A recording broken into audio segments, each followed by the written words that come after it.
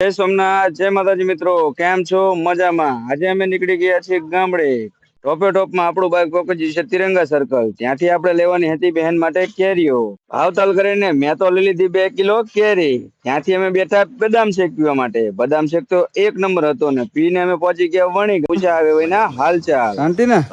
કેવી તબિયત પાણી? હારા હવે હારા હેરાન કરી નાખ્યા દે. હા હેરાન કરી નાખ્યા. પછી મળી લીધું બેન ને બેને લઈ લીધા અડકના મીખણા.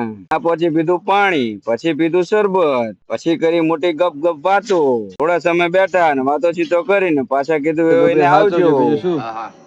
તબિયત તો હવે રોજ સારી થતી જવાની. ખાવાનું જે ભાવે ખાજો. બેન ને કહી દીધા ટાટા બાય બાય. ત્યાંથી અમે ટોપ ગામ હેબતપુર થઈને નીકળ્યા. રમાટી નાખતા પહોંચી કેતા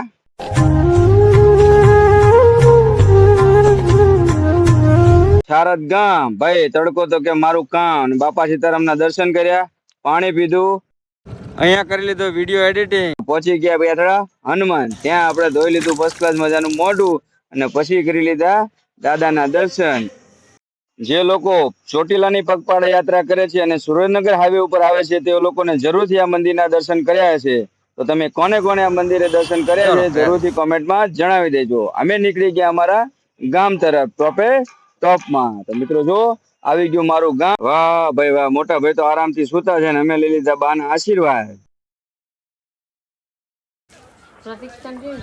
ચાલો તો મિત્રો પહોંચી ગયા ગામડે અને હવે અહીંયા શું કામ આવ્યા હતા એ તમને જણાવીશું કાલના બ્લોગમાં.